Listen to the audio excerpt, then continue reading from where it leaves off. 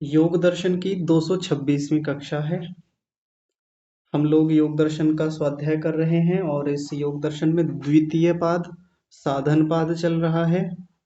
और इस साधन पाद में हमारा 24वां सूत्र चल रहा था। परसों शनिवार को हमने इसका कुछ हिस्सा देख लिया था। 24वां सूत्र है कि ये जो संयोग है पुरुष और दृश्य का, यानी पुरुष और प्रकृति का जो संयोग है उसका कारण क्या है, उसका हेतु क्या है, उस हेतु को समझा रहे हैं। और सूत्र में कह रहे हैं तस्य हेतु अविद्या। उस संयोग का कारण तो अविद्या ही है। जितनी बार भी हम प्रकृति से जुड़ेंगे, ये मन बुद्धि चित्त अहंकार हमसे जुड़ेंगे, ये बंधन होगा, उसके पीछे का एक कारण ढूंढना हो, मूल कारण, तो वो तो अविद्या ही है। ये यहाँ पर बात रखी गई। तो यहाँ कुछ बातों को कह करके कल पिछली कक्षा में एक कहानी सुनाई गई थी, एक आख्यान रखा गया था। वो कहानी क्या थी आज एक बार फिर से देख लेंगे और फिर इसको पूरा करेंगे। देखिए, अत्र कश्चित् षण्डकोपाख्यानेन उद्घाटयति मुग्धया भार्यया अभिधीयते। एक कोई षण्डक है, षण्डक कहते हैं नपुंसक को। नपुंसक वो व्यक्ति है जो संतान उत्पन्न करने में समर्थ नहीं है। तो वो षण्डक का उदाहरण से इस बात को स्पष्ट कर रहे हैं और कह रहे हैं कि उसकी एक पत्नी है, मुग्धया भार्यया। मुग्ध का मतलब होता है जो अत्यंत मोह में है, जो नासमझ है, ऐसी उसकी पत्नी है। उससे वो अभिधीयते कहती है, षण्डका आर्यपुत्र, हे षण्डक आर्यपुत्र, अपने पति को कह रही है कि हे नपुंसक आर्यपुत्र, अपत्यवती में भगिनी किमर्थम न अहम इति। में भगिनी, मेरी जो भगिनी भगिनी है, मेरी जो बहन है, वो तो अपत्यवती हो गई है, वो तो संतान वाली हो गई है, यानी उसको संतान की प्राप्ति हो गई है। किमर्थम न अहम, मुझे क्यों प्राप्ति नहीं हुई, मेरी संतान क्यों पैदा नहीं हो पाई। तनिक रुकिए।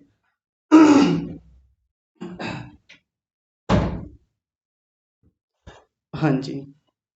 तो जब उसने ये प्रश्न अपने पति के सामने रखा कि मेरी संतान क्यों नहीं उत्पन्न हुई, तो फिर उसका पति उसको उत्तर देता है, स ताम आह। स माने वह जो नपुंसक पति है, ताम माने उससे, यानी अपनी पत्नी से, आह कहता है। क्या कहता है? मृतः ते अहम अपत्यम उत्पादिष्यामि इति। कि मृतः मरने के बाद, ते माने तेरे लिए, अहम माने मैं, अपत्य माने संतान को, उत्पादिष्यामि माने उत्पन्न करूंगा, मरने के बाद में मैं तेरे लिए संतान उत्पन्न करूंगा। और जब ये वाली पंक्ति पढ़ते हैं तो फिर हंसी आती है। हंसी किस बात पे आती है? उस व्यक्ति के वचन पर, उस व्यक्ति ने जो बात कही है। तो क्या मन में आता है? यही लगता है कि क्या मूर्खों वाली बात है, ये पागलपन की बात है। जो व्यक्ति जीवित रहते हुए संतान पैदा नहीं कर पा रहा है, इस बात का क्या भरोसा है, इस बात का क्या विश्वास है, या इस बात की क्या आशा कर लें कि वो मरने के बाद में संतान पैदा करेगा। अब ये कहानी तो सुना दी, लेकिन कहानी के साथ वो व्यक्ति अपना एक प्रश्न रखता है। और मैंने जब ये कहानी आपको परसों सुनाई थी तो मैंने एक बात रखी थी कि जिस समय महर्षि व्यास जी ने ये भाष्य लिखा होगा, उस समय भी ऐसे प्रश्न करने वाले लोग होते होंगे। जैसे आज कई बार कक्षाएं चलती हैं, गुरुकुलों में भी लोग पढ़ते हैं, तो कई बार कुछ शैतान टाइप के बच्चे होते हैं, कुछ बदमाश बच्चे होते हैं, हर जगह होते हैं, गुरुकुलों में भी होते हैं, स्कूलों में भी, सब जगह होते हैं। तो वो कुछ अजीब अजीब प्रश्न करते हैं। तो महर्षि व्यास जी के इस कथन को यहाँ रखने के पीछे का प्रयोजन ये है, इस व्याख्यान को, इस घटना को रखने के पीछे का प्रयोजन ये है कि गोलू प्रश्न करने वाले, ऐसे मूर्खतापूर्ण प्रश्न करने वाले हर युग में मिलते हैं, हर जगह हैं। ऐसा नहीं है कि हम लोगों की बुद्धि का स्तर आज ही खराब है, पहले भी ऐसे लोग थे। लेकिन प्रश्न देखिए, अब आपको ये लगेगा कि प्रश्न अच्छा है या बुरा है, आप इस पर स्वयं विचार कीजिएगा। लेकिन महर्षि व्यास जी को तो ये प्रश्न पागलपन वाला लगा, मूर्खतापूर्ण प्रश्न लगा। वो प्रश्न क्या है? तो उसको कह रहे हैं, तथा इदं विद्यमानं ज्ञानं चित्त निवृत्तिं न करोति विनष्टम करिष्यति इति का प्रत्याशा। ये उसने बात रखी अपनी। तथा इदम विद्यमानम ज्ञानम।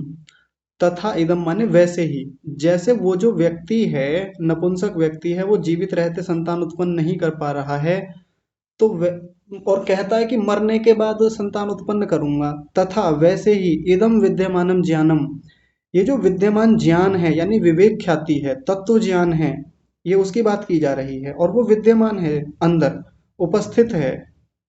चित्तवृत्तिम चित्तवृत्तिम न करोति, चित्त निवृत्तिम न करोति, चित्त की निवृत्ति नहीं कर पा रहा है, यानी वो ज्ञान अभी उपस्थित है भीतर, जीवित, अभी जीवित भी है व्यक्ति, सब चीजें चल रही हैं, योगी अपना काम भी कर रहा है, विद्यमान ज्ञान है, लेकिन चित्त की निवृत्ति कर नहीं पा रहा है, चित्त को उसके अधिकार से हटा नहीं पा रहा है, यानी संयोग बना हुआ है अभी भी। विनष्टम करिष्यति इति, तो जब ये नष्ट हो जाएगा, मान लीजिए व्यक्ति मर गया और बुद्धि निवृत्त हो गई, बुद्धि हट गई, प्रलय में चली गई, तो ज्ञान भी क्या होगा, वो भी नष्ट हो जाएगा। तो जब ये ज्ञान भी नष्ट हो जाएगा, बुद्धि भी नष्ट हो जाएगी, तो वो नष्ट हुआ ज्ञान वो कैसे बुद्धि को निवृत्त कर देगा, वो कैसे मुक्ति करा देगा। का प्रत्याशा, इस बात का क्या भरोसा है। अभी ज्ञान भीतर रहता है, अभी है, जब जीवित है तब तो करा नहीं पा रहा है निवृत्ति इस चित्त की, इस बुद्धि को हटा नहीं पा रहा है।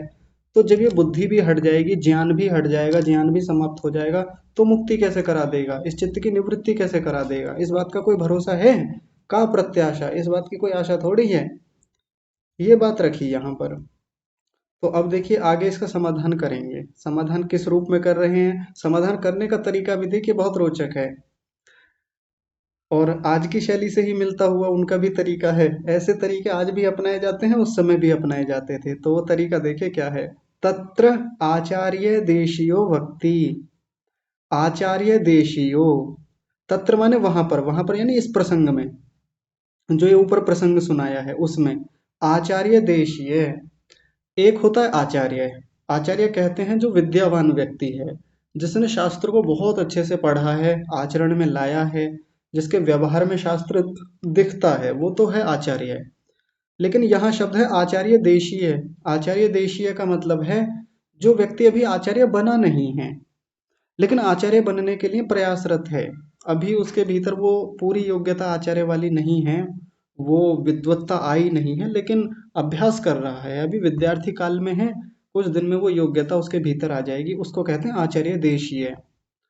जैसे बहुत सारे बड़े पहलवान होते हैं, कुशल पहलवान हैं, और हमेशा उनके साथ ये आशा लगी रहती है कि ये जीतेंगे ही जीतेंगे।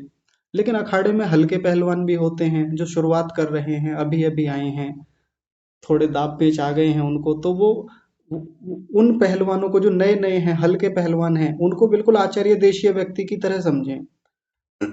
तो यहाँ पर क्या है, इस प्रश्न का उत्तर आचार्य नहीं दे रहा, कोई भी, कोई बड़ा विद्वान, कोई ऋषि योगी नहीं दे रहा। इस प्रश्न का उत्तर दे कौन रहा है, आचार्य देशीय व्यक्ति। व्यक्ति माने कहता है, यानी वो समाधान करता है। फिर से समझिए इस बात को, इस प्रश्न का उत्तर कोई योग्य विद्वान नहीं दे रहा है। कौन दे रहा है, अभी जो आचार्य बनने की होड़ में लगा हुआ है, जो अभी उस ओर बढ़ रहा है धीरे धीरे। इसके पीछे का पता है प्रयोजन क्या है इस बात को कहने का। इसको कहने का प्रयोजन प्रयोजन ये है कि ये प्रश्न ही ऐसा है मूर्खतापूर्ण, ऊपर जो कहा है, ये बड़ा हल्का सा प्रश्न है। इसके लिए आचार्य की जरूरत ही नहीं है कि कोई आचार्य इस प्रश्न का उत्तर दे। आचार्य तो बड़े कामों के लिए हैं, वो बड़े प्रश्नों के उत्तर देते हैं। इसका उत्तर तो हमारा छात्र ही दे देगा, हमारा शिष्य ही दे देगा, या जो अभी छोटा आचार्य है वो ही दे देगा, सहायक आचार्य है वो दे देगा। जैसे कई बार कोई पहलवान आकर के अखाड़े में बड़ी बड़ी बातें कहने लगे और कहने लगे कि मुझे हरा के दिखाओ, मुझे हरा के दिखाओ, तो फिर अखाड़े का बड़ा पहलवान आकर के कहता है कि इसके लिए बड़े पहलवानों की जरूरत थोड़ी है, ये तो हमारे अखाड़े का छोटा सा पहलवान ही इसको हरा देगा, इसमें कौन सी बड़ी बात है। तो वैसे ही ये जो ऊपर प्रश्न रखा, इसका उत्तर तो एक आचार्य देशीय देता है, एक हल्के स्तर का आचार्य या अभी जो आरंभिक आचार्य है वो ही देता है। क्या दे रहा है देखिए, उसके उत्तर देने की शैली क्या है। ननु बुद्धि निवृत्ति रेव मोक्षः, उत्तर दे दिया उसने इसी बात में ही। हालांकि विस्तार करेंगे, लेकिन यही उत्तर हो गया। उसने कहा ननु, ननु माने निश्चित रूप से, निश्चय से, बुद्धि निवृत्ति एवं मोक्ष है। ये बुद्धि निवृत्ति ही मोक्ष है। ये बुद्धि जो निवृत्त हो गई है ना, ये जो बुद्धि हट गई है, ये ही मोक्ष है। अब आपको शायद ये समझ में नहीं आया होगा कि उत्तर भी रख दिया, बात पल्ले पड़ी ही नहीं। हो सकता है प्रश्न भी कई लोगों को समझ में ना आया हो, तो आइए देख लेते हैं, फिर से समझते हैं आराम से। उस व्यक्ति ने उस नपुंसक व्यक्ति का उदाहरण देते हुए कहा था कि ये जीवित रहते हुए तो संतान को उत्पन्न कर नहीं पा रहा है, और ये कह रहा है कि मरने के बाद में संतान उत्पन्न करूंगा तुम्हारे लिए। ये मूर्खतापूर्ण बात हो गई। तो वैसे ही वो एक बात रखने की कोशिश कर रहा है, कह रहा है कि ये जो ज्ञान है, ये जो विवेक ख्याति प्राप्त कर ली किसी व्यक्ति ने, तो वो अभी उपस्थित है, अभी जीवित है व्यक्ति, उसके भीतर चित्त में ज्ञान है, तो चित्त की निवृत्ति कर नहीं पा रहा है, चित्त को हटा नहीं पा रहा है। तो जब ये ज्ञान हट जाएगा, व्यक्ति मर गया, बुद्धि अलग चली गई, अपने प्रलय में चली गई, ज्ञान भी नष्ट हो गया, तो क्या मुक्ति कराएगा, क्या चित्त की निवृत्ति करेगा? इस बात की क्या आशा है? तो उसका उत्तर देते हुए क्या कह रहे हैं, ये जो बुद्धि की निवृत्ति हो गई, ये जो बुद्धि आत्मा से अलग हट करके वो बुद्धि प्रलय में चली गई, यही तो मोक्ष है। यानी ज्ञान आया, अविद्या हटी, बुद्धि हटी, यही मोक्ष है। उसमें कोई ये ना समझे कि बुद्धि हटेगी, ये तो हो गया कारण, और बुद्धि हटने के बाद मोक्ष आएगा, वो हो गया कार्य। कार्य कारण संबंध नहीं है। बुद्धि का हट जाना ही, बुद्धि का निवृत्त हो जाना ही मुक्ति है। ये मुख्य बात है, ये समाधान है इसकी ओर से। कोई ये सोचे कि पहले व्यक्ति की मृत्यु होगी, बुद्धि हटेगी, बुद्धि हटने के बाद में जो वो ज्ञान है, वो जो विवेक ख्याति है, वो जो तत्व ज्ञान है, वो मुक्ति को देगा बाद में। ना, ऐसा नहीं है। मरने के बाद में क्या देगा, जब जीवित रहते हुए ही नहीं दे पा रहा है तो यहाँ समाधान करते हुए कह रहे हैं कि चित्त की निवृत्ति जो हुई हो गई है ना, और ये जीवित रहते ही हो जाती है। जीवित रहते ही जो चित्त की निवृत्ति हो गई, यही मोक्ष है। मोक्ष है ये। समझ पा रहे हैं? फिर से समझ लीजिए। किसी व्यक्ति के भीतर विवेक ख्याति उत्पन्न हुई, तत्व ज्ञान हुआ, उसने अपने स्वरूप को अलग समझ लिया, और इस बुद्धि के, इस दृश्य बुद्धि कह लीजिए, पूरे संसार को मान लीजिए। बुद्धि तो यहाँ केवल एक प्रतिनिधि के रूप में रखा है, संकेत के रूप में। बुद्धि को अलग देख पा रहा है, और इस संसार और इस आत्मा को अलग देख रहा है। तो ये जो तत्व ज्ञान उत्पन्न हुआ, इसके होने से अविद्या हटी, और अविद्या का हटना ही चित्त निवृत्ति है।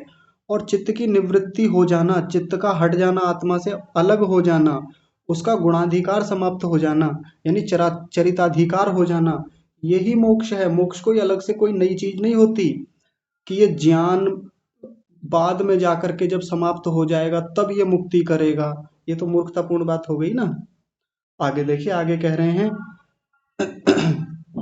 अदर्शन करणात, तनिक रुकिए।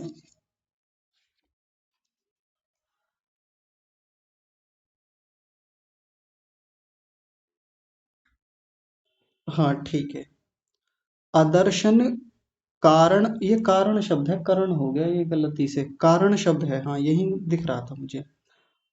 अदर्शन कारण अभावात बुद्धि निवृत्ति ही। हाँ ठीक है, फिर से देखिए आराम से। अदर्शन कारण अभावात बुद्धि निवृत्ति ही। अदर्शन जो कि अभाव का कारण है, ये जो संयोग का कारण है, संयोग के अभाव का जो कारण है, वो कौन है? अदर्शन है। अदर्शन के हटने से बुद्धि निवृत्ति, बुद्धि की निवृत्ति हो जाती है। यानी वही बात समझाना चाह रहे हैं कि संयोग का कारण जो अदर्शन है, जिसके कारण से संयोग हुआ, बंधन हुआ, उस अदर्शन के अभाव होने से, आदर्शन रूपी जो कारण है, उसका अभाव होने से बुद्धि निवृत्ति, बुद्धि की निवृत्ति हो जाती है। और अंततः तो हमारा प्रयोजन यही है कि ये बुद्धि निवृत्त हो जाए हमारे पास से। अभी तक जब तक हमारे पास है तो हमारे लिए उपयोगी है, हमारे लिए भोग करा रही है, और यही बुद्धि जो है ये मुक्ति को प्राप्त कराएगी। इस बुद्धि का हट जाना ही मोक्ष है, मुक्ति है। लेकिन वो बुद्धि हटेगी कैसे, हमसे निवृत्त कैसे होगी? उसके संयोग का जो कारण है, वो आत्मा से जो जुड़ी है, किसके कारण से जुड़ी है? अदर्शन से, अदर्शन रूपी कारण से। बस उसका अभाव करना है हमको। उस अदर्शन को हटाना है, यानी अविद्या को हटाना है। अविद्या हट जाएगी, बुद्धि निवृत्त हो जाएगी, और बुद्धि का हट जाना ही मोक्ष है। ये समझाना चाह रहे हैं। आगे देखिए, तच्च अदर्शनम बंध कारणम दर्शनात् निवर्तते। तच्च अदर्शनम, वो जो अदर्शन है, जो कि बंधन कारणम, जो कि बंधन का कारण है, वो किससे हटता है? दर्शनात् निवर्तते। इसका संधि विच्छेद करेंगे तो क्या बनेगा? दर्शनात् निवर्तते। दर्शन से हटता है, निवर्तित होता है। वो अदर्शन किससे हटता है? दर्शन से। और अदर्शन के हटने से क्या होता है? बुद्धि की निवृत्ति होती है, और बुद्धि का निवृत्त हो जाना ही मोक्ष है। ये अभी तक का प्रसंग है। आगे देखिए, अब अंत में एक निष्कर्ष के रूप में बात कह रहे हैं, तत्र चित्त निवृत्ति एव मोक्षः। यहाँ पर इस प्रसंग में जो प्रसंग चल रहा है, इसमें चित्त की निवृत्ति एव, चित्त की निवृत्ति ही मोक्ष है। चित्त का हट जाना ही मोक्ष है। चित्त कह लीजिए, बुद्धि कह लीजिए। देखिए, यहाँ पर बुद्धि शब्द आया था, यहाँ पर चित्त शब्द आया है। तो यहाँ पर संकेत फिर से हमको मिल रहा है कि योग दर्शन में कभी चित्त बोलेंगे, कभी बुद्धि बोलेंगे, दोनों का तात्पर्य एक ही है। तो चित्त का हट जाना ही क्या है? मोक्ष है। अब आगे देखिए, उस व्यक्ति को आधार बना करके जिसने वो षंडक वाली कहानी सुनाई थी, नपुंसक वाली कहानी रखी थी, उसी की बात को अंत में कह रहे हैं, किमर्थम अस्थान एव अस्य मति विभ्रमः। किमर्थम का मतलब होता है किस प्रकार से या क्यों। अस्थान माने बिना अवसर के, बिना बात के, एव अस्य इसका, एव अस्य माने इसकी, मति विभ्रम माने इसकी जो बुद्धि है वो भ्रम को प्राप्त हो गई है। बिना बात के, बिना अवसर के इस व्यक्ति की जो बुद्धि है ना, वो भ्रम को प्राप्त हो गई है। या सरल भाषा में कहें कि इसका जो प्रश्न है, जो इसने ऊपर रखा था, जो बात रखी थी, वो मूर्खतापूर्ण बात है। वो बिना अवसर की बात है, बिना प्रयोजन की बात है। उस बात को तो रखने का कोई औचित्य भी नहीं था। मूर्खतापूर्ण बात थी ये जो इसने ऊपर रखी, और इसका उत्तर तो कोई आचार्य देशीय व्यक्ति ही रख देता है। कुल मिलाकर अब तक बात क्या हमारे सामने आई है कि हमारे दुखों का कारण ये संयोग है। हमारे जीवन में जितने भी दुख हैं वो इस संयोग के कारण से हैं। किसका संयोग? आत्मा का और प्रकृति का जो संयोग है। लेकिन इस संयोग की एक रोचक बात यह भी है कि इसी संयोग से हम सारे भोगों को कर पाते हैं, इस प्रकृति को भोग पाते हैं, प्रकृति को देख पाते हैं, अनुभव कर पाते हैं, इसका दर्शन कर पाते हैं। और इसी संयोग की एक रोचक बात यह भी है कि ये संयोग होता है तो हम अपने स्वरूप की उपलब्धि कर पाते हैं। हमें पता चलता है कि हमारा अपना वास्तविक स्वरूप क्या है। लेकिन संयोग तो हटाना पड़ेगा, इस संयोग को अलग करना पड़ेगा, क्योंकि इस संयोग को यदि अलग नहीं करेंगे तो ये बंधन, ये संयोग बार बार बना रहेगा, बुद्धि बार बार इस आत्मा से जुड़ती रहेगी, ऐसे ही भोग चलते रहेंगे, दुख बने रहेंगे। तो उस संयोग को हटाना है तो क्या करेंगे? उस संयोग के कारण को हटा दें। संयोग का कारण पीछे क्या बताया? अदर्शन, अविद्या।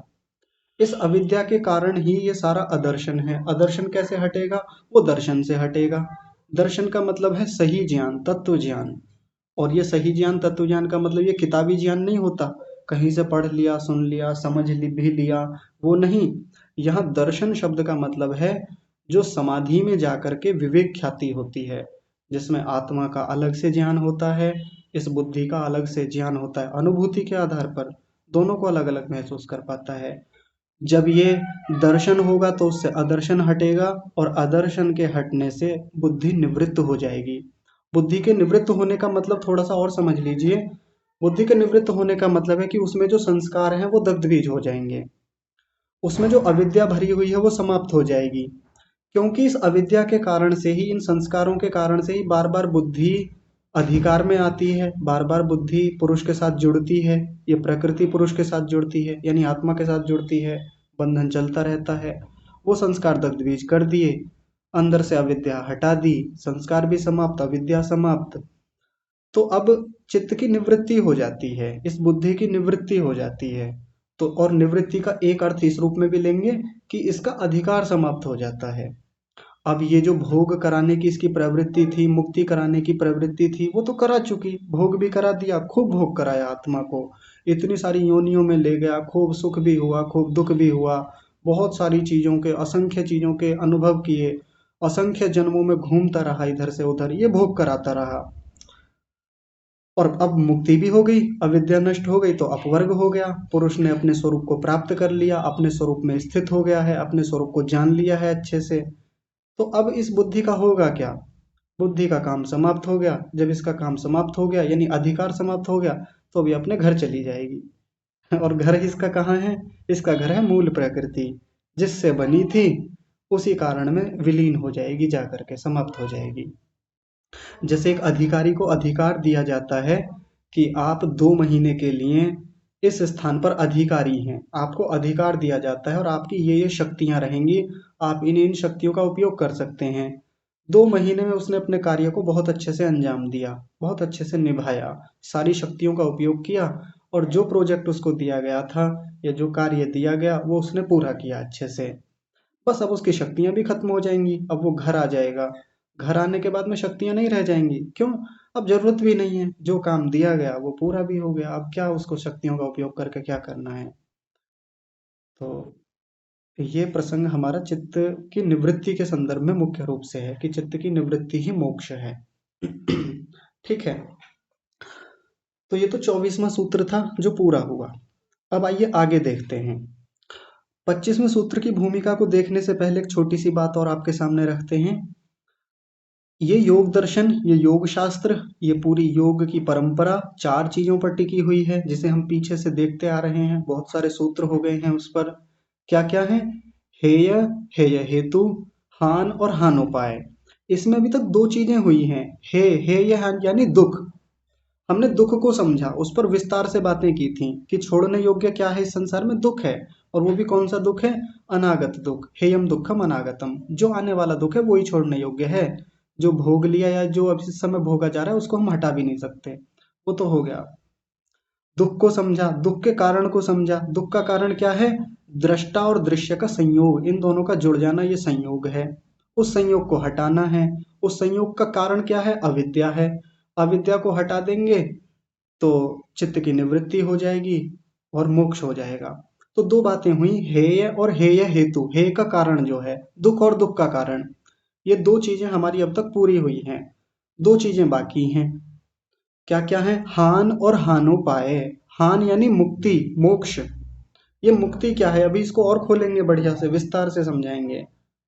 तो मोक्ष क्या है और मोक्षोपाय यानी मोक्ष का उपाय क्या है? जैसे आयुर्वेद शास्त्र 4 चीजों पर खड़ा हुआ है। रोग, रोग का कारण, आरोग्य और आरोग्य का उपाय। हमारे जीवन में जो रोग होते हैं वो क्या क्या है? पहले तो रोगों को ही देखा जाता है। अभी रोग का ही पता नहीं है तो फिर कैसे इलाज किया जाएगा? रोग का कारण ढूंढा जाएगा। फिर जैसे यहाँ हमने दुख का कारण ढूंढा था, तो वहां रोग का कारण खोजा जाता है सबसे पहले। फिर आरोग्य, आरोग्य यानी स्वास्थ्य क्या है, और चौथी चीज होती है आरोग्य का उपाय, यानी स्वस्थ रहने के उपाय क्या क्या हैं, फिर उन पर चर्चा की जाती है। पूरा आयुर्वेद शास्त्र इन 4 चीजों पर खड़ा हुआ है। वैसे ही योग दर्शन 4 स्तंभों पर है, हेय, हेय हेतु, हान और हानोपाय। तो अब हम हान को समझेंगे। हान यानी मुक्ति क्या है? इसके कई सारे नाम हैं। हान भी कहते हैं, मुक्ति कहते हैं, मोक्ष कहते हैं, अपवर्ग कहते हैं, कैवल्य कहते हैं, अमृत कहते हैं, तो बहुत सारे नाम हैं। तो देखिए इसकी पहले भूमिका है 25वें सूत्र की, देखिए ध्यान से। हेयम दुखम हेय कारणम च संयोग आख्यम सनिमित्तम उक्तम। हेयम दुखम, हे को क्या था पीछे जो हमने देखा? हेयम दुखम, हे कोई यहाँ पर कहा दुख, हे यानी जो छोड़ने योग्य है दुख, एक तो हमने वो देखा। दूसरा क्या देखा? हेय कारणम, हे का जो कारण है, हे का कारण क्या है? तो जो पीछे देखा है अभी, यानी दुख का कारण उसको देखा। संयोग आख्यम, वो जो संयोग है उसको हमने पीछे देख लिया, वो कह दिया गया, और उसको क्या कहा था? सनिमित्तम उक्तम, कारण सहित कहा गया था उसको, विस्तार से बताया सब चीजों को, उनके कारणों में हमको ले गए थे। अतः परम हानम वक्तव्यम, अतः माने इसलिए, परम हानम, अब इनसे जो परे है, इनसे जो अगला है, परम का मतलब जो इससे अब अगला आने वाला है, क्या है, हानम, हान, वक्तव्यम, उसके बारे में बताएंगे, उसके बारे में बात करेंगे। तो दो चीजें देख ली, हेय और हेय का कारण। अब हान को देखेंगे। तो देखिए 25वां सूत्र है, बता रहे हैं कैवल्य के बारे में। तद अभावात संयोग अभावो हानम तद दृश्येः कैवल्यम। एक एक शब्द को पहले अलग कर लेते हैं। तद अभावात, तद अलग है और अभावात अलग है। आगे है संयोग अभावो, संयोग जमा अभावो। आगे है हानम, हानम के बाद में है तद दृशेः, तद, तद को अलग करेंगे, दृशेः को अलग करेंगे। और आगे है कैवल्यम। तद अभावात संयोगा भावो हानम तद दृशेः कैवल्यम, ये सूत्र है। तद अभावात, उसका अभाव होने से, किसका अभाव होने से, जो अभी पिछले सूत्र में हमने देखा, अविद्या, अविद्या की ही तो चर्चा चल रही थी। उस अविद्या का अभाव होने से संयोग अभाव, संयोग का अभाव हो जाता है। संयोग का अभाव मतलब आत्मा और ये प्रकृति का जो संयोग है वो अभाव हो जाता है, यानी उनका वियोग हो जाता है। और उसी को क्या कहते हैं, हानम, उसी को हान कहा जाता है, हान। हान शब्द का मतलब मोक्ष है, मुक्ति है। और मुक्ति शब्द का मतलब भी अपने आप में छूटना ही होता है, हट जाना, छूट जाना। मुक्ति, जब हम मुक्ति शब्द कहते हैं, मोक्ष शब्द कहते हैं, तो ज्यादातर हम सोचते हैं कि मुक्ति यानी कोई ऐसी चीज है कि जहां हम कुछ प्राप्त करते हैं। लेकिन प्राप्त करना तो वहाँ गौण बात है, मुख्य बात नहीं होती। मुक्ति शब्द का मतलब होता है छूट जाना, कुछ चीज हमारे पास से चली गई, चली जा रही है, उसका नाम हान होता है। उसी को मोक्ष कहते हैं, उसी को मुक्ति कहते हैं। आगे जाकर के कुछ मिलेगा, उसमें आनंद मिलेगा, जो भी चीजें मिलेंगी वो एक अलग बात होती है, वो गौण बात है एक प्रकार से। लेकिन मुक्ति शब्द का मूल अर्थ, हान शब्द का मूल अर्थ ही होता है छूट जाना, किसी चीज से हट जाना। तद दृशेः कैवल्यम, तद माने इसको ही, दृश्य माने दृश्य शक्ति जो है, यानी आत्मा जो है, उसका कैवल्यम, उसका कैवल्य कहा जाता है। ये जो संयोग का अभाव हो गया, अविद्या का अभाव होने से जो संयोग का अभाव हुआ, उसी को हान कहते हैं। और ये जीवात्मा का कैवल्य कहा जाता है, मोक्ष कहा जाता है। अब एक बड़ी महत्वपूर्ण बात है, तद दृश्य कैवल्यम कहने के पीछे, ये आत्मा का कैवल्य होता है। ये बुद्धि का कैवल्य नहीं होता, बुद्धि की मुक्ति नहीं होती। अब कोई कहेगा कि जब वियोग हुआ, अभी पीछे हमने वियोग को देखा, यानी संयोग के अभाव को देखा, तो उसमें आत्मा भी अलग हुआ है, बुद्धि भी अलग हुई है, यानी दोनों एक दूसरे से अलग हुए हैं। तो कोई प्रश्न कर सकता है कि आपने कहा कि ये आत्मा इससे अलग हो गया, अकेला हो गया, केवल हो गया, केवल का मतलब अकेला हो गया, और इसी को आत्मा का कैवल्य कह दिया जाता है, मुक्ति कह दी जाती है। तो अकेली तो बुद्धि भी हुई है ना, यानी अकेली तो प्रकृति भी हो गई। बुद्धि यानी प्रकृति, पूरे को ले लेंगे, साथ में दृश्य को ले लेंगे। तो कोई प्रश्न कर सकता है कि भाई बुद्धि भी तो अकेली हो गई ना, बुद्धि का भी तो मोक्ष मानना चाहिए, बेचारी वो भी तो अलग हुई है। लेकिन नहीं, कैवल्य बुद्धि का होता ही नहीं है, कैवल्य तो केवल आत्मा का है, केवल पुरुष का है। इसलिए उसके लिए स्पेशली यहाँ पर लिखा तद दृशेः कैवल्यम। ये तो जो दृष्टा है, जो आत्मा है, उसी का कैवल्य माना जाता है। क्यों? क्योंकि वो चेतन है। मुख्य रूप से तो उसी का छूटना है। किससे छूटना है? बुद्धि से छूटना है, प्रकृति से छूटना है। आगे देखते हैं, इसका व्यास भाष्य छोटा सा है, पूरा हो जाएगा अभी। देखिए, तस्य अदर्शनस्य अभावात् बुद्धि पुरुष संयोग अभाव आत्यंतिको बंधन बंधनोपरम इत्यर्थः। हान को समझा रहे हैं, हान का अर्थ बता रहे हैं, ये हान क्या है, मुक्ति क्या है। तो जो बातें पीछे आई हैं, अब उसको एक परिभाषा के रूप में व्यवस्थित करके लिख दिया। तस्य अदर्शनस्य अभावात्, तस्य यानी उसका, उसका किसका, इसका, अदर्शन का। तस्य शब्द अदर्शन के लिए ही लगाया हुआ है, तस्य अदर्शनस्य, उस आदर्शन का अभाव होने से, यानी अविद्या का अभाव होने से, बुद्धि पुरुष संयोग अभाव, बुद्धि और पुरुष के संयोग का अभाव हो जाता है, यानी उनके बीच में जो संयोग बना हुआ है, जो जुड़ाव बना हुआ है, वो हट जाता है, यानी वियोग हो जाता है दूसरे शब्दों में कहें तो। और अब उसको आगे और खोल रहे हैं, उसको कह रहे हैं आत्यंतिको बंधनोपरम इत्यर्थः। आत्यंतिको, आत्यंतिको का मतलब है पूरी तरह से, आत्यंतिक रूप से, यानी पूर्ण रूप से, ऐसा नहीं कि थोड़े बहुत रूप में। बंधन उपरम, बंधन हट जाता है, उपरम शब्द का मतलब होता है छूट जाना, हट जाना, पूरी तरह से उनके बंधन का अभाव हो जाता है, बंधन हट जाता है, छूट जाता है। अब यहाँ आत्यंतिको शब्द क्यों लगाया? क्योंकि देखिए, जब कोई जीवात्मा बार बार जन्म लेता है और मरण को प्राप्त होता है, जन्म मृत्यु चलती रहती है, तो एक समय ऐसा आता है जब प्रलय होती है।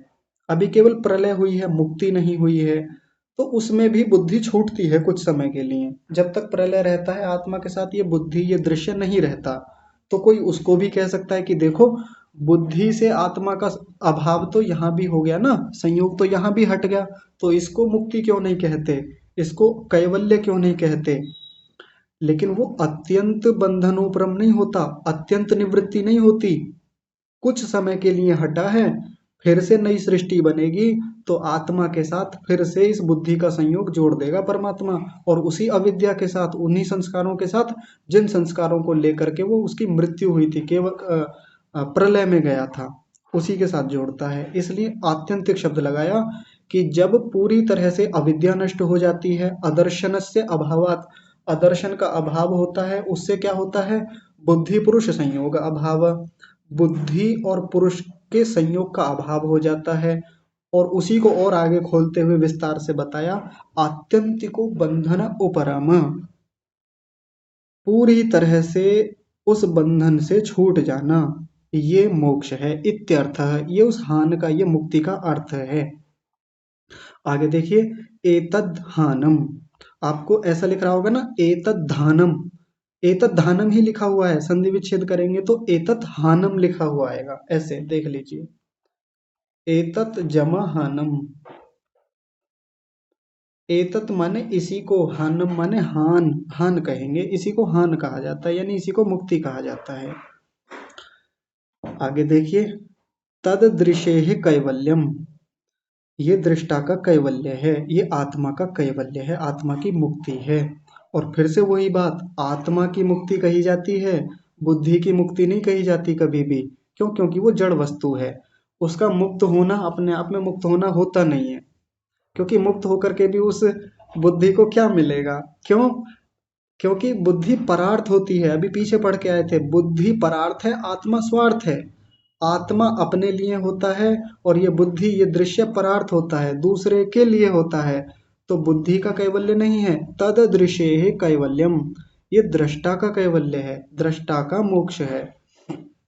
उसी को आगे और खोला, देखिए भाषा देखिए ऋषि की, बहुत कमाल की है, यानी अलग अलग शब्दों में उसी बात को समझा रहे हैं, ताकि किसी को कंफ्यूजन ना रहे कभी भी, अच्छे से देख ले इस विषय को।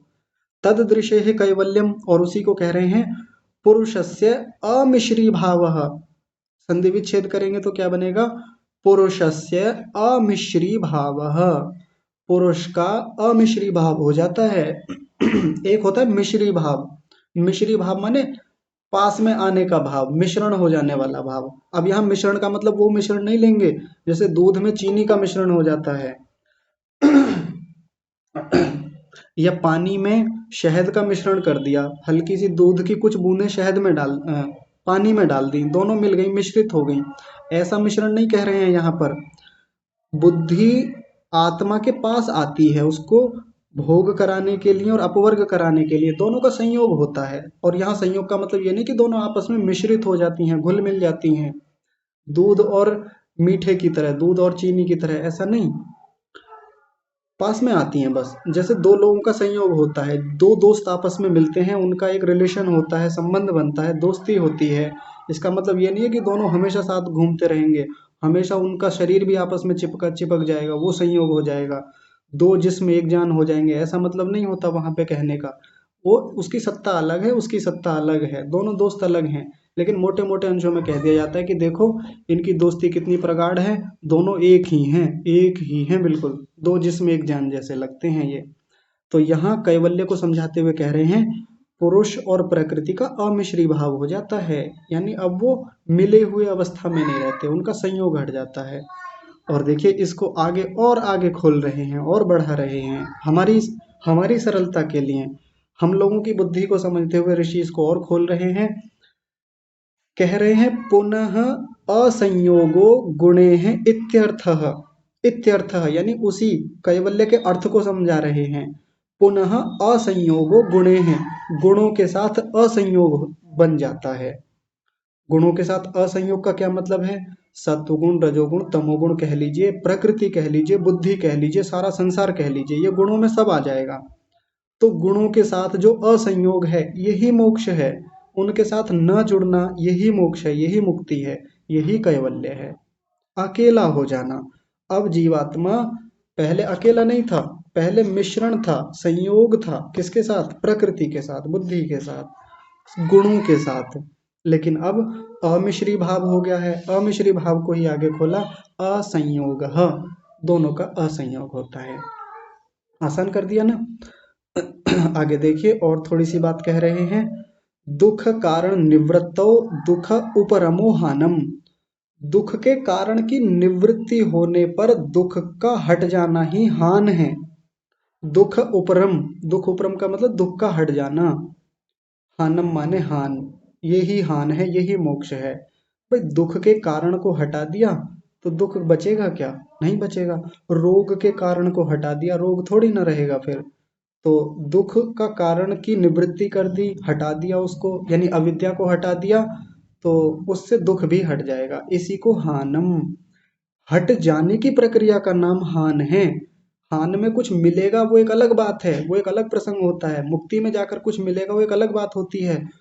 सारे सारा इस योग का प्रयोजन यही होता है कि छूटना है हमको, हटना है हमको, दूर होना है। और पीछे भी इसलिए बार बार अविद्या की परिभाषा बताई, हटने की बात बताई, दुखों की चर्चा की। तो कोई कह सकता है कि योग दर्शन में नेगेटिव नेगेटिव बातें होती रहती हैं। कुछ ऐसा नहीं कि विद्या की परिभाषा बताते, मुक्ति के सुख की बात करते, कुछ अच्छी और बातें करते कि ऐसा हो जाएगा तो वहाँ वो मिलेगा। लेकिन नहीं, जब छूटना होता है, हटना होता है कहीं से, जब बेचैनियाँ होती हैं, परेशानियाँ होती हैं, तो वहाँ उन चीज़ों पर चर्चा की ही जाती है कि कारण क्या रहे कि जीवन में दुख आए, कारण क्या रहे कि ये समस्याएं रहीं। यही तो बातें होती हैं ना। तो हटना ये हान है। और आगे देखिए अंतिम पंक्ति में बहुत रोचक बात कही है, तदा स्वरूप प्रतिष्ठा पुरुष इत्युक्तम। तदा माने तब, तब यानी कब? जब ये मुक्ति हो जाती है, या शरीर रहते हुए भी ये हो जाता है ये। तदा उस समय स्वरूप प्रतिष्ठा पुरुष, उस पुरुष की, उस आत्मा की अपने स्वरूप में प्रतिष्ठा रहती है, अपने स्वरूप में स्थित हो जाता है। इत्युक्तम ऐसा कहा गया है, ऐसा कहा जाता है, यानी ऐसी बात बोली जाती है। जिस समय मुक्ति हो गई है, चित्त की निवृत्ति हो गई है, चित्त की निवृत्ति होने के प्रसंग में आत्मा अपने स्वरूप में स्थित होता है। और जब तक अपने स्वरूप में स्थित नहीं होता, प्रतिष्ठित नहीं होता, तब तक क्या स्थिति रहती है? तदा द्रष्टुः, क्षमा कीजिए, वृत्ति सारूप्यम इतरत्र, इतर अवस्था में, योग से भिन्न अवस्था में, यानी बंधन की अवस्था में वृत्तियों के जैसा ही अपने आप को मानता रहता है। और तदा द्रष्टुः स्वरूपे अवस्थानम, तीसरा सूत्र पढ़ा था प्रथम पाद में। तदा माने तब, तब कब? चित्त की वृत्तियों का निरोध होने पर। तदा द्रष्टुः स्वरूपे अवस्थानम, दृष्टा की अपने स्वरूप में स्थिति हो जाती है, अपने आप में रहता है, फिर कैवल्य हो जाता है। अब वो किसी को और को नहीं देख रहा है, अपने आप को देख रहा है। अब तक किसको देख रहा था? जब तक बंधन में था तब तक तो बुद्धि को देख रहा था, तब तक तो इस प्रकृति को देख रहा था, भोगों को भोग रहा था, सुख या दुखों को अनुभव कर रहा था, उन वृत्तियों में डूबा हुआ था, चित्त की वृत्तियों जैसा ही अपने आप को मान रहा था। वृत्ति सा रूप्यम, जैसी वृत्तियां थी वैसा ही अपने आप को समझ रहा था। यही बंधन था, यही दुखों का कारण था। अब यहाँ आकर जब अविद्या को समाप्त कर लिया, किससे? विद्या से, विवेक ख्याति से, तत्व ज्ञान से, अविद्या समाप्त हो गई। अविद्या समाप्त होने से चित्त निवृत्त हो गया है, बुद्धि निवृत्त हो गई है, हट गई है, अब उसका काम समाप्त। उस वो अ, उसका जो अधिकार है वो समाप्त हो गया है, चरिताधिकार हो गई है। और उसका चरिताधिकार हो जाना ही मोक्ष है, हान है। इसी को कैवल्य भी कहते हैं। और इस स्थिति में पुरुष यानी आत्मा अपने स्वरूप में स्थित हो जाता है, अपने आप को देखता है, अपने गुणों में रहता है, फिर स्वयं में। अब उसके लिए प्रकृति का कोई प्रयोजन नहीं है, भोग का कोई प्रयोजन नहीं बचता। तो ये मोक्ष हो गया आज। ठीक है जी।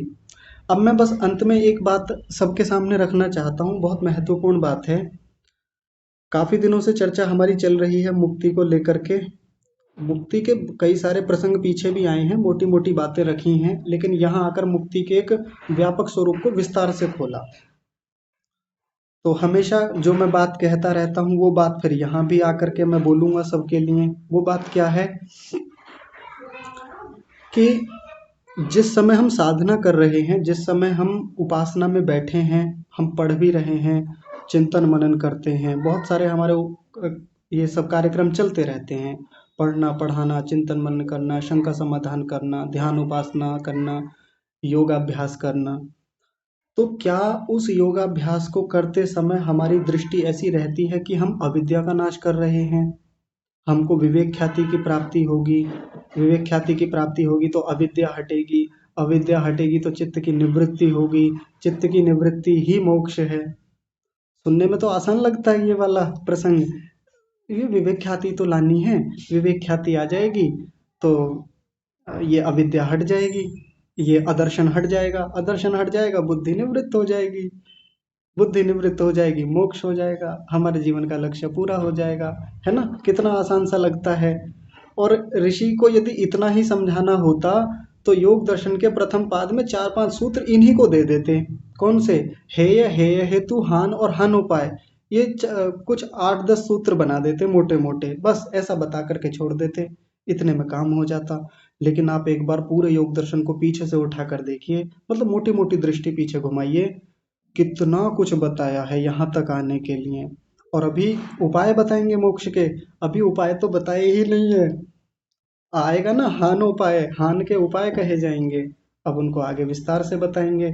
और हम देखेंगे, आगे समझेंगे कि हम जो अब तक मोक्ष के उपाय कर रहे थे, हम जो अब तक साधना तपस्या कर रहे थे, वो किस दिशा में कर रहे थे, कहाँ जा रहे थे, या अब तक करके पाया क्या। अब तक हम इस विवेक ख्याति की प्राप्ति में, तत्व ज्ञान की प्राप्ति में, या दर्शन की प्राप्ति, दर्शन की प्राप्ति की जो ये प्रक्रिया है उसमें, या अविद्या के नाश के प्रसंग में हम कहाँ खड़े हुए हैं, हमने अब तक कितना नाश किया है। ये विचार की बात है, अपने अपने विश्लेषण की बात है। किसी को बताना नहीं है, किसी से कुछ पूछा नहीं जाएगा कि आपने कितनी अविद्या का नाश किया, क्योंकि ये सब खुद की अपनी व्यक्तिगत जीवन की बातें होती हैं, किसी के साथ साझा करनी भी नहीं चाहिए। तो सब लोग अपना अपना विश्लेषण करेंगे। हमारी यात्रा हमारी खुद की यात्रा है। मेरे आचार्य हैं, उनकी यात्रा उनकी अपनी यात्रा है। मेरे माता पिता हैं, उनकी यात्रा अपनी यात्रा है। मेरे माता पिता मुक्ति में जाएंगे, उससे मुझ पर कुछ फर्क नहीं पड़ेगा। मेरे गुरु मुक्ति में जाएंगे, मुझ पर कोई फर्क पड़ने वाला नहीं है, उस बात से मुझे कुछ लाभ नहीं होगा। मेरा शिष्य, मेरे बच्चे, मेरी संतानें, मेरे संबंधी, या मेरे साथी सहपाठी, मेरे साथी साधक मुक्ति में चले जाएंगे या बंधन में हैं, इस बात से मेरे जीवन पर कोई फर्क नहीं पड़ने वाला। अंततः तो फर्क इस बात से पड़ेगा, अंतर इस बात से पड़ेगा कि हम कहाँ हैं, हम कहाँ खड़े हैं, हम कहाँ पहुंच गए हैं इस यात्रा में, हमने कितनी यात्रा तय कर ली है।